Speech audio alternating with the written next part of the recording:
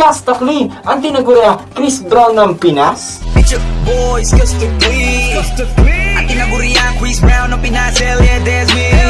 Yo, what's up? Ito nga palang Cyberflex. Okay. Bago kayo maghimutok dyan sa galit o sa inis at ng mga hate comments, alam ko naman na marami maghihimutok dito dahil si Skastakli lang naman ang most hated R&B rapper kung ano pa yan dito sa Pilipinas. Alam mo naman dito, pag may issue ka, damay na buong pagkatao mo. Habang si Chris Brown naman ay isa sa pinaka-respetadong artist sa ibang bansa at syempre ganun na rin dito sa Pilipinas. So, syempre kung hater ka ni Skastakli tapos fan ka ni Chris Brown, talaga sasabihin mo, ay, ano pinagkasabi mong Chris Brown ka ng Pinas, ha? So, ngayon, alamin natin sa video na ito kung si Skastakli nga ba ang Chris Brown ng Pinas. Syempre, Cyberflex to, men. Patas lahat dito. So, titignan natin yan. Ang basahan natin dito ay si Chris Brown. So, sa kanya nakasalalay ito lahat. Ano nga ba ang mga talento ni Chris Brown? Kailangan natin tignan yung pagkanta, pagsayaw, at syempre pati na rin yung forma. Kailangan naman tawagin mong Chris Brown ng Pinas. Tapos ang forma mo, Neo. Hindi, di ba? At ngayon, umpisa muna natin sa pinakasimpleng bagay. At ito ay ang formahan. Syempre, titignan natin kung swak ba yung dating. Halugugin natin.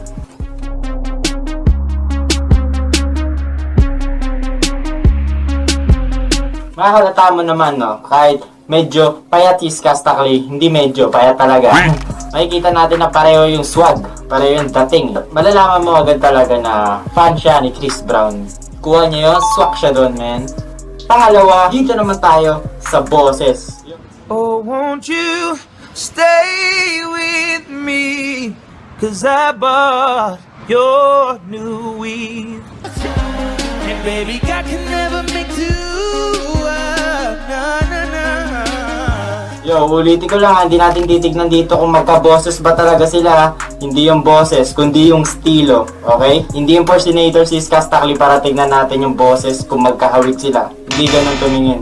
Huwag maging bias, tanggalin muna yung hate. Tignan muna natin. Buksan nyo muna yung utak nyo, hindi papasok yung isang magandang bagay pag nilak mo agad siya ng hate. So, kung galit ka man kay Skasta, tanggalin mo muna yan, bro.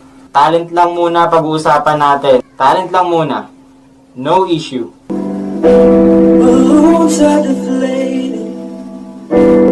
Guess they look lifeless like me. We miss you on your side of the bed. It's cold outside, like when you walked out my life. Why you walked out my life? Oh my god, man. Sobrang lupit, ha. Siyempre, sasabihin ng iba dito, naka-autotune siya. Siyempre, naka-autotune to. So, hindi naman makapal, eh. Parang, linis lang. Yung mga kanta ni Chris Brown, marami rin siya autotune. Ganun na ngayon. Tatawa talaga ako sa mga nagsasabing autotune, eh. Mararamdaman mo naman talaga kung pangit yung boses ng tao. Kahit may autotune yan o wala. Kung maganda, lalong gaganda yung boses mo pag naka-autotune. Ganun lang yan. Tuloy natin.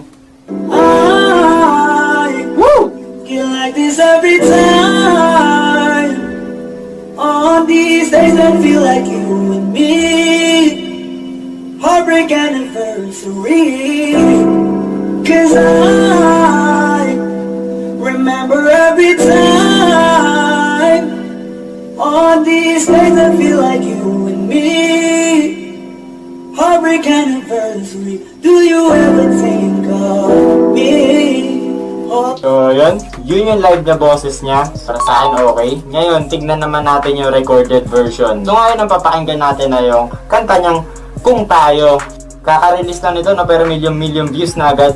Yun yung nakakatawa dito, eh, no?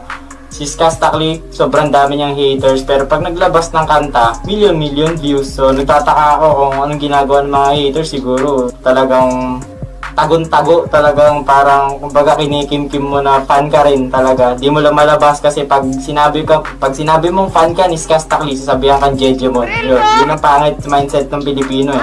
Kung maganda ang boses ng tao, kung maganda naman, kung mayroon naman siyang talent, bakit ka magpapapekto kung sasabihan kang Jejemon? Ako wala akong pakialam, eh. Lumalabas ako ng bahay, nagpapatugtog ako kasama yung mga tropa ko, nagpapatugtog ako ng Skastakli, tapos kahit sabihan nila akong Jejemon, ba't mo sound trip si Skastakli? Sasabihin ko, bakit naman hindi?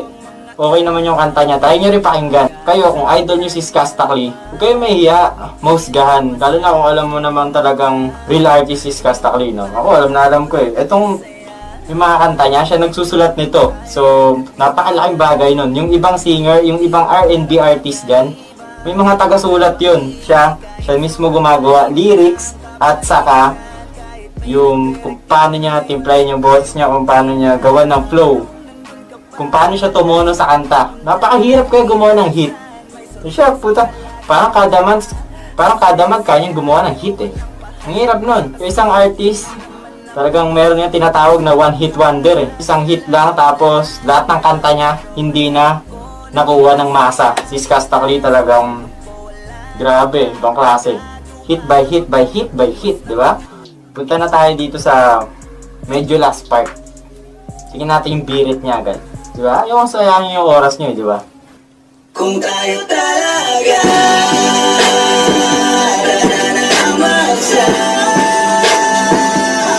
sabi sa atin, bitaw ba ang gabi ba kung para sa akin ka, kahit mawala iba. Here guys, man. Damn! Hindi ba kayo nagpapasalamat na may ganitong artist sa Pilipinas? Kahit sige, kahit sabihin mo lang hindi siya Chris Brown ng Pinas, men. Wala pa kaila, men. Ang lupit ni Skastakli, men. Grabe. Whew! Para saan, hindi niya deserve yung hate, men. Hindi niya deserve. Bakit si Chris Brown, ha? Binugbog niya si Rihanna. Hindi naman niya binugbog si Zainab, ah. Alright. So isa pinakamalupit na narinig ko, talagang orgasm yan.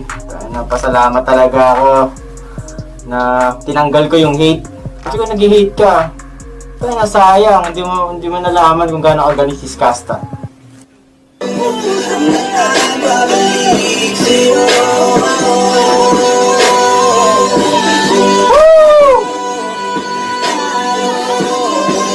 Ang ina na yan!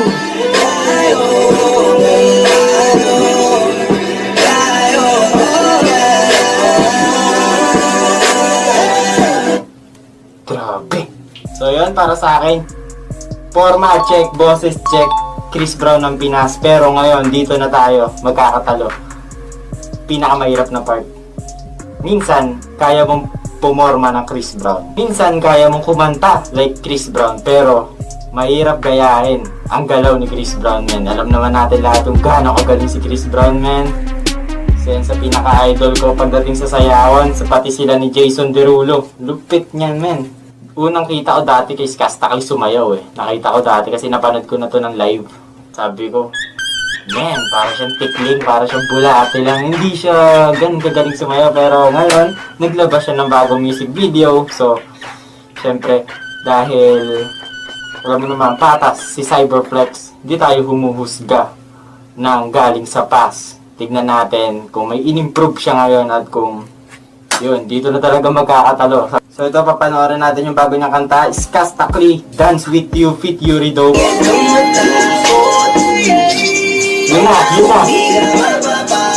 Chris Brown na yan, the Chris Brown effect, yun na yun. Yung biglang, yeah! Yun o!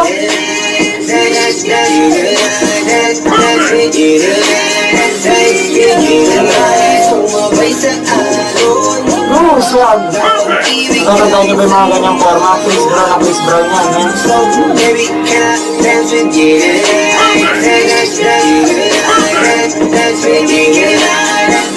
Last part ng music video na to, definition na to ng pagiging Chris Brown niya ng Pinas. No doubt na yun para sa akin.